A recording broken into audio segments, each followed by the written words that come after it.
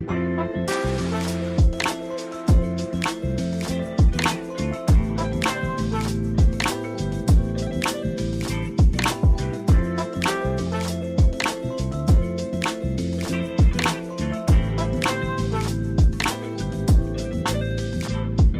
guys, this is Before I Call My Therapist. We're sitting here with Rome from Faded Decade.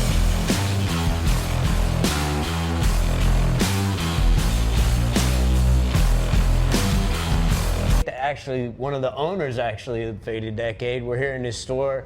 You can see all his awesome merch behind us. They sell all kind of cool clothes and stuff like that. Could you tell us a little bit about it? Yeah, so we're Faded Decade, the underground standard.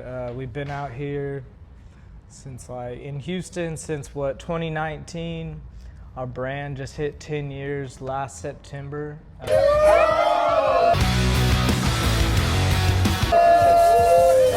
Congratulations. Thank you. Appreciate that. Hell yeah.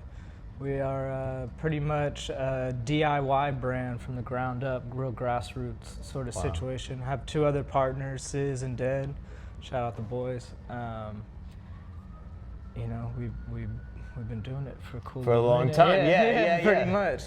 So your uncle's actually a former skateboarder, and that's kind of how I got in touch with you guys. I was talking to Dan at Houston Skateboards, and he knew about your uncle, and then he kind of plugged us in together. So yeah, shout out Dan, Houston Skateboards. My uncle, David Nielsen, just old school skater, could rip the ramps. An OG at skating, triple OG. Started the game. Yeah, he's got OGs talking about him because Dan's an OG, you know, he's killing, you know, so that's kind of crazy to hear about. But awesome brand, and I have a friend, Donnie. He goes by Lord Fishface. He actually models for you guys. You were telling me he was one of the first people that y'all met here in the city, and he was supposed to do.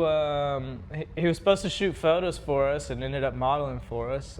Kind of connected through a mutual friend. It worked quite out. Naturally, he's quite photogenic kind of guy. Cool dude. Cool dude. Yeah, the homie, the brother.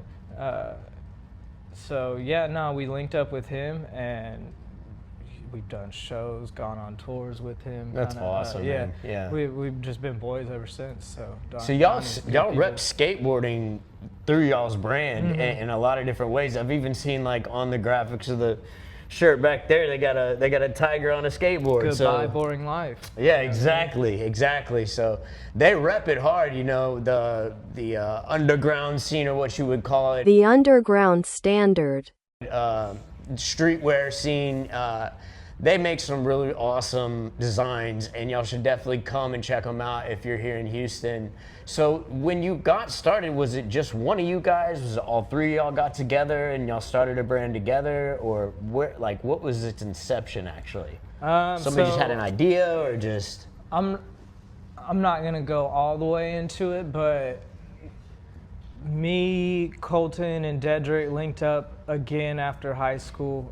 Dedrick was making music, and I had sort of the foundation for the brand ready to go, and just knew I couldn't do it by myself. This is going to be bigger than just what one person can manage. And Sis was already kind of managing his music situation at the time, and we just sort of merged it all, collabed it all. So it's all for the culture, you know what I mean? The underground music culture, the creative clothing, photography, and skateboarding falls right in line with that too. So it's just a mosh pit of everything. Yeah, absolutely. You were kind of getting set up to start some sort of brand on your own. Were you going to? I knew I was going to make clothes since I was in high school. I kind of knew. So clothing. Well, design. was going to kind of be in line with what I wanted to do, and you want to design anything. The easiest thing you can start with is a T-shirt. I feel like so. You kind of. You go in from there. I kind of messed around with some stuff when I was still in high school, and lost sleep over the brand name. Finally figured out okay, Faded Decade, that's cool. It's genius. And just brought it to them hey, if we can all make this happen, like it I have it an can, idea for yeah, something big, yeah. And Dedrick immediately saw the vision too. Like he was like, I know what you're talking about. I'm on the same page. Like Yeah. with the music that he was. I'm already experiencing making the at same time. thing. Right. Actually, like literally as we speak, even meeting you, I'm, Yeah. I'm experiencing the same thing. Things just are cohesive or they're not. Right. You know, and you can. It was very cohesive. You Yeah. know, we'd known each other for already years before that too, and just kind of re-linked back up. Everybody kind of went there. Were with their you in separate design? ways. Were you already like doing the design thing? Were you drawing? Were you doing? I see you got tattoos. Were you doing anything like that, or what were you doing for design? I was doing like starting to learn graphic design. I was in school for architecture, but that was pretty much a like pipe dream at the time. Switched over to graphic design. Right.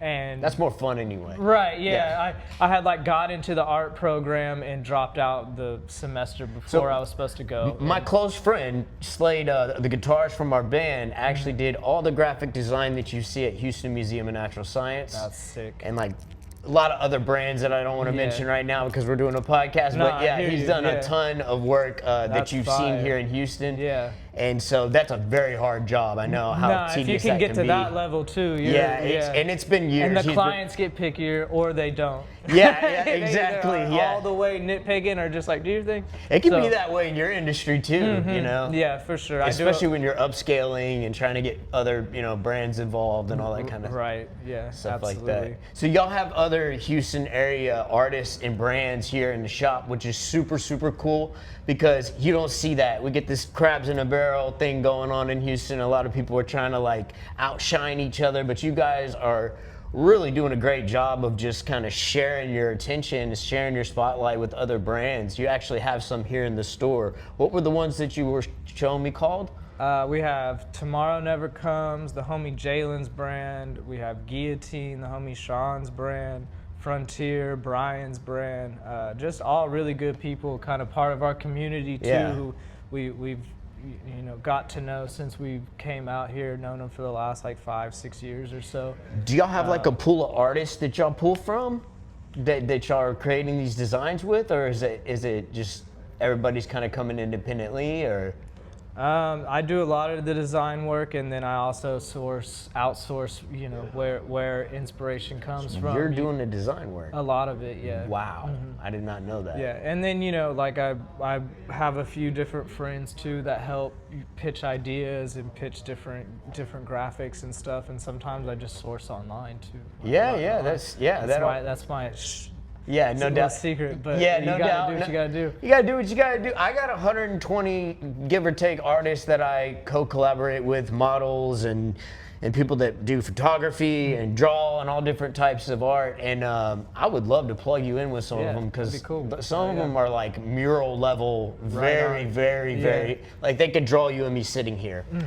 So that would be cool. But yeah, definitely awesome that you show love back to the community in that way, and that you're like collaborating with other brands and helping other brands and stuff. You guys definitely aren't shy because y'all ran into Dan, and Dan's not shy. Yeah, So right, yeah, he just hollered. so at yeah, us. We were like, so "What's here good?" we go. We just hit the gas and see what happens. But I'm excited. I really appreciate the sponsorship and you guys showing support to the show. Donnie appreciates it. I can tell you right now. I know he's not here, but he definitely appreciates it. Donnie's and been skating in our clothes for years now. I think he'll so- continue to as Oh, well. yeah, no. Yeah, he seems to really. He does all of our stress testing. So There you go. Yeah, we're it's trying a to good find. scenario. Yeah. He rips it all up for us, lets us know how long the pants last. Yeah, I'm telling you right now, I'm wearing a shirt right now. The materials are very, very well made. They're I would compare them, if I had to compare them to like a Uniqlo. What is that brand? Uniqlo. Yeah, they're from Japan. They make a thicker material shirt. This is along the lines of that. It's quality. You can wash it, and it's not gonna mess it up. So come in here and grab some merch. There's some cool stuff in here. They got fragrances in here. They got sunglasses in here. They got t-shirts. They got, you name it, they got it in here. It's really awesome. The people are really cool. And thanks a lot. I really appreciate the interview. no, I do. appreciate you. Definitely. We'll be back. You'll be seeing more of Absolutely. us. Right on. All right. Thank you. This has been Before I Call My Therapist. Later. That's too short but sweet. Yeah, Easy. no, perfect. Yeah. Appreciate Easy you, shit. bro. This episode of Before I Call My Therapist was brought to you in part by Jabaroma, Stinky Pits, Jab It with Aroma, Faded Decade, The Underground Standard, We're Number One, Houston Skateboards, Keeping People Skating, and viewers like you. Thank you